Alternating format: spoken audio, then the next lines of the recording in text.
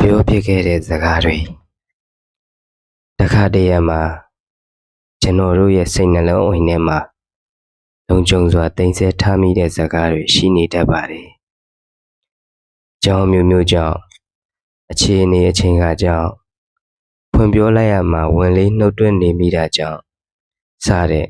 အကြောင်းပြချက်ကလေးတွေနဲ့ပြောချင်တဲ့စကားလေးတွေမပြောမိပဲရှိတတ်ပါတယ်။ဥပမာကိုသိချစ်တဲ့မိဘမောင်နှမဇနီးခင်ပွန်းသားသမီးမိတ်ဆွေတငယ်ချင်းစတဲ့သူတွေကိုပြောချင်နေတဲ့စကားလေးတွေရှိနေခဲ့ရင်တိမ်စီမထားပါနဲ့အခုပဲပြောလိုက်စေချင်ပါတယ်ဒီစကားလေးတွေပြောလိုက်ခြင်းအပြင်သူနဲ့ကိုယ်အကြမှာပိုပြီးနီးကပ်နှွေးထွေးသွားမဲ့ဆက်ဆံရေးမျိုးရရှိသွားမယ်ဆိုရင်ဘာအကြောင်းကြောင့်များနှုတ်တွင်းတွေ့ဝေနေဖို့လိုပါသလဲဥပမာသူ့ကိုချစ်တဲ့အကြောင်းလေးတွေသူ့ကြောင့်ကိုယ်ဘဝမှာပြည့်စုံနှွေးထွေးအဓိပ္ပာယ်ရှိစေတဲ့အတွက်ကျေးဇူးတင်မိတဲ့အကြောင်းလေးတွေဒီစကားလေးတွေကိုပေါ့ပေါ့လေးလို့မယူဆပဲလေးနက်စွာပြောပြစေချင်ပါတယ်တခါတရံမှာပြောဖို့တင်ပါလေရဲ့နဲ့မပြောတော့ဘူးလေဆိုပြီးမပြောဖြစ်ခဲ့တဲ့စကားတွေဟာသူနဲ့အကြောင်းမျိုးမျိုးကြောင့်ဝေးကွာသွားချိန်မှာဒါမှမဟုတ်သူမရှိတော့တဲ့အချိန်မှာမပြောလိုက်ရခြင်းအတွက်နောင်တတွေရနေတတ်ပါတယ်ဒီစကားကိုသူရှိနေတော့ကငါဘာလို့မပြောလိုက်မိတာပါလဲဆိုတဲ့နောင်တဟာကိုယ့်ရဲ့နှလုံးသားကိုဓာပါပါလေးနဲ့မွင်းနေတယ်လို့အခံရခက်စေပါလိမ့်မယ်တချို့သောစကားတွေဟာဒီစကားကိုပြောလိုက်လို့သူနဲ့ကိုယ်အကြားကဆက်ဆံရေးကိုထိခိုက်ပျက်စီးသွားနိုင်တာကြောင့်မပြောပြပဲမျိုးသိပ်ဆဲလိုက်ရတာမျိုးလည်းရှိတတ်ပါတယ်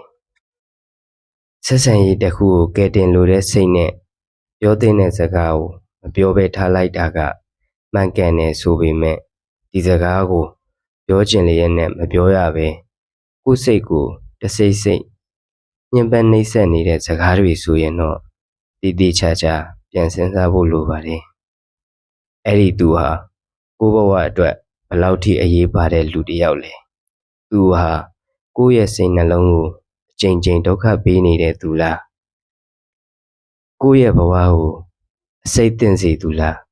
မပတ်သက်ပဲနေလို့မရနိုင်သူအကြောင်းတွေကြောင့်ဆက်ဆံရေးအပြတ်မခံခြင်းလို့ကြိတ်မိတ်မျိုးသိပ်ပြီးခံနေရသူလားဒါဆိုရင်တော့ကိုယ့်ရဲ့စိတ်ငြိမ်ချမ်းမှုနဲ့သူ့ကိုအလဲလောက်ရမှာဖြစ်ပါတယ်ကိုယ့်ရင်ထဲမှာကာလရှည်ကြာစွာသိမ်းဆည်းထားရတဲ့သူ့ကိုပြောချင်နေတဲ့စကားမှန်သမျှကိုမချွင်းမချမ်းအကုန်လုံးဖွင့်ပြောပြလိုက်ပြီးအစိတ်အသင့်နေတဲ့သူနဲ့ဆက်ဆံရေးကိုတီကနေဖျက်ချလိုက်ပြီးသူအနာကနေလွတ်မြောက်ပေါ်ပါစွာထွက်လာနိုင်ဖို့တတိတော့လိုပါတယ်ကျွန်တော်ရင်ထဲမှာလည်းအဲ့ဒီလိုမပြောဖြစ်သေးတဲ့စကားတွေပြောချင်လျက်နဲ့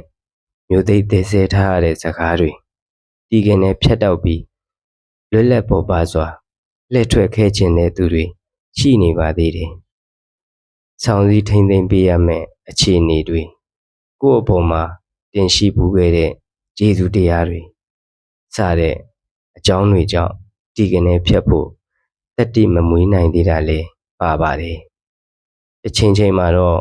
တတိရှိဖွင့်ပြောပြဖို့ရည်ရွယ်စိတ်ကူးထားပါတယ်တချို့သောစကားတွေဟာမပြောပြပဲသိမ့်စီထားမိလေကိုယ်နှလုံးသားကို